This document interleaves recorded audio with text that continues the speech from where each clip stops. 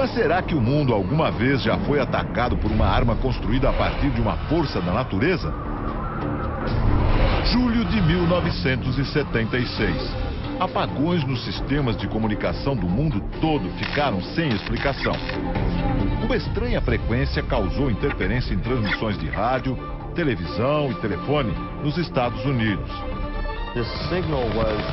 Jerry Smith é autor de um livro que trata das armas climáticas. Segundo ele, os cientistas norte-americanos descobriram que o sinal secreto vinha da então União Soviética, o auge da chamada Guerra Fria entre as duas maiores potências mundiais. Fotos de satélite mostram um gigantesco radiotransmissor russo. Dele saíam ondas de extrema baixa frequência rumo à atmosfera sobre os Estados Unidos. O sinal continuou a ser detectado até 1989. Mas por quê? O transmissor soviético funcionava como um grande radar e servia para verificar se havia mísseis americanos a caminho do país. Mas alguns pesquisadores suspeitam que algo mais sinistro estava no ar. No início da década de 80, um relatório do Departamento de Defesa americano dizia que a máquina russa interferia no clima e que teria o poder de alterar o padrão dos ventos no mundo todo. Será que o transmissor foi uma arma secreta entre União Soviética e Estados Unidos? O fato é que, nessa época, algo muito estranho aconteceu. De 1987 a 1992, o estado da Califórnia passou por uma das secas mais dramáticas da história.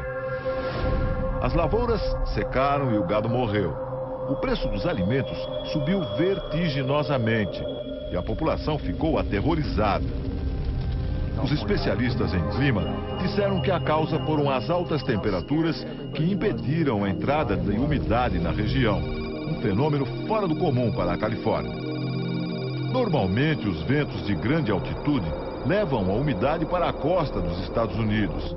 As setas indicam que os ventos sopram sempre para o leste. Durante a seca, os ventos mudaram subitamente de direção e se enfraqueceram. É claro que os soviéticos negaram tudo. Este professor de táticas militares diz que negar faz parte do jogo. Afinal, nenhum governo se sentiria confortável em admitir que deu início a uma guerra climática. Coincidência ou não, em 92 os Estados Unidos começaram a construir este enorme complexo de antenas no Alasca, como parte do projeto conhecido como HAARP. A sigla em inglês quer dizer Programa de Investigação de Aurora Ativa de Alta Frequência. Um nome sofisticado para um projeto que começou na Força Aérea e na Marinha Americanas. O complexo reúne 180 antenas de 22 metros de altura. Juntas, elas podem apontar para qualquer alvo no céu e emitir milhões de watts de baixíssima frequência, formando uma trilha na atmosfera. Este militar americano diz que o projeto HAARP é usado apenas para fins de defesa. Mas uma outra teoria apareceu. A intensa energia jogada no céu pelo HAARP poderia ser um dos fatores do aquecimento global e das mudanças climáticas. O cientista Nick Bejic acusa o governo americano de sonegar informações e garante: as pesquisas do HAARP são utilizadas, sim, para provocar mudanças climáticas. Quando as ondas de baixa frequência atingem a camada mais alta da atmosfera, elas criam um espaço vazio e mudam a posição das áreas de umidade. O cientista simula o efeito do HAARP em laboratório. Ele produz uma nuvem dentro de um tubo. Embaixo da nuvem há um transmissor de ondas de baixa frequência extrema. Quando as ondas são emitidas, a nuvem se move para o alto do tubo e leva junto o vapor. O HAARP é apenas um dos transmissores instalados no planeta. Há outros 20 centros de pesquisa semelhantes que funcionam em lugares secretos. Para alguns cientistas, estes transmissores são capazes de alterar o clima em qualquer lugar do mundo. Mudam a direção dos ventos e provocam grandes tempestades ou secas. Até mesmo os furacões poderiam ser provocados. Não há como garantir totalmente que esses equipamentos são usados como arma climática. No entanto, alguns fatos levantam ainda mais suspeitas. Em dezembro de 2001, cientistas da NASA, a Agência Espacial Americana, fizeram uma descoberta. Eles concluíram que vários terremotos aconteceram depois de mudanças climáticas radicais. Será que o HAARP tem alguma ligação com as duas coisas? It was in the spring of 1987 we arrived. O Dr. Brooks pesquisa terremotos. Ele trabalhava numa empresa de petróleo e gás e utilizava as mesmas ondas de baixíssima frequência do HAARP para suas pesquisas numa região do Pacífico. Sem querer, ele provocou um terremoto de cerca de 4,5 graus na escala Richter. O cientista mostra como o terremoto aconteceu nessa maquete do local. Um alto-falante produz sons muito graves e faz o solo tremer. Uma rocha que está no alto da coluna se desloca e acontece o terremoto.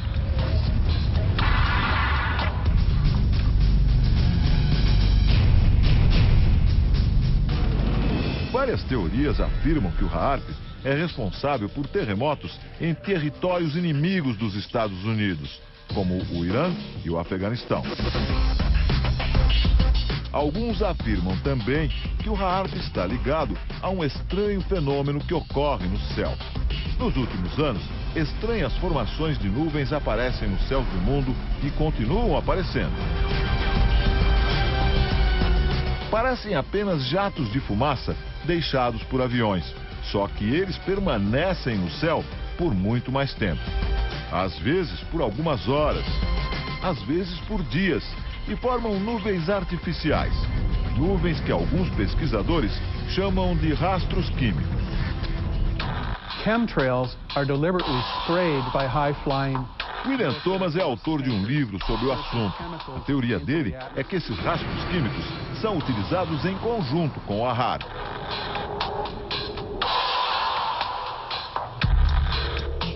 Segundo ele, os rastros químicos secam o ar. E o resultado de uma atmosfera sem umidade é o surgimento de secas.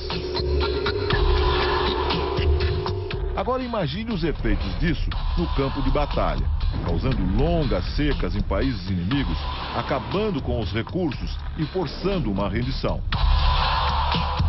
Na guerra climática, fazer o inverso também é possível.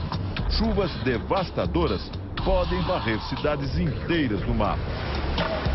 O escritor Jerry Smith diz que os militares fazem pesquisas climáticas desde a metade do século passado. Em agosto de 1952, a pequena cidade inglesa de Lynmouth sofreu uma grande enchente. Em apenas um dia, choveu 250 vezes mais do que o normal. Jerry diz que não foi apenas um fenômeno da natureza, e sim o resultado desastroso de uma experiência dos militares ingleses para estimular tempestades. Algumas testemunhas afirmam que antes da cheia, aviões da Força Aérea Britânica sobrevoaram a região.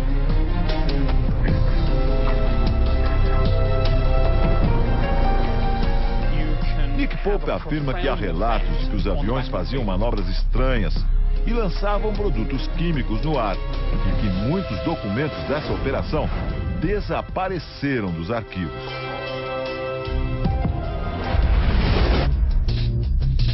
Vietnã, 10 anos depois. No auge da guerra, em 1966, outra experiência climática teria acontecido. O Projeto Popeye. Jerry Smith diz que na invasão do Vietnã, os americanos provocaram chuvas fortes. a princípio normais naquela região, mas não por períodos tão prolongados como aconteceu em outubro daquele ano. A técnica, hoje usada até na agricultura, consistia em espalhar com aviões militares cristais de iodo de prata nas nuvens sobre o território inimigo. 15 dias a mais de chuva foram suficientes para o avanço das tropas americanas. Estradas desmoronaram, as passagens dos rios foram destruídas. E a resistência vietnamita ficou isolada e sem suprimentos. Um sucesso passageiro na guerra perdida do Vietnã, mas que demonstrou o poder da arma climática. Mas e os furacões? Há quem diga que também é possível produzir furacões com um objetivo militar. Muitas pessoas acreditam que o furacão Katrina foi um deles. Uma arma utilizada em sua potência máxima. 23 de agosto de 2005, o Serviço Nacional de Meteorologia dos Estados Unidos prevê uma chuva torrencial nas Bahamas. Uma tempestade desse tamanho raramente destrói casas e muito menos mata pessoas. Mas isso mudaria em pouco tempo.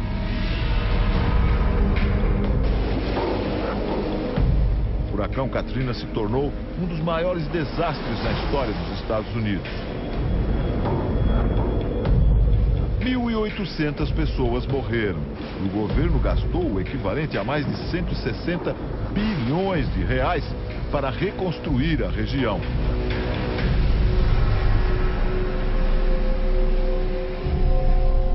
Uma das teorias é que o furacão foi provocado por experiências climáticas russas e chinesas. Uma conspiração internacional, até agora sem provas. E no Brasil, o que dizem os especialistas? O Domingo Espetacular conversou com vários cientistas do clima. Neste Instituto de Meteorologia, os pesquisadores dizem que o homem pode sim dominar certos aspectos do clima, mas que não é possível controlá-lo totalmente. Para esta meteorologista, a natureza é muito complexa e os efeitos podem sair de controle. Isso pode se voltar para ele próprio, porque a atmosfera está sempre em movimento e as mudanças ocasionadas em uma região podem vir a afetar regiões bem remotas. As consequências de certas formas de manipulação climática podem ser muito graves e acontecer em larga escala. A especialista em raios acredita que ainda falta muito para o homem dominar e manipular totalmente o clima. Hoje nós não conseguimos gerar maremotos, gerar tornados em grande escala para usar isso como arma de guerra. Hoje isso é uma teoria da conspiração e é uma ficção. O professor explica que o homem até pode conseguir usar o clima como arma de guerra, mas há outros fatores a serem considerados. É válido você investir dinheiro, talento científico para esse tipo de objetivo, quando você poderia estar usando o dinheiro e o talento científico para outras questões muito mais importantes e relevantes para toda a humanidade, né? Apesar de muito polêmica, a ideia da manipulação climática se multiplica e ganha corpo até nos ambientes militares.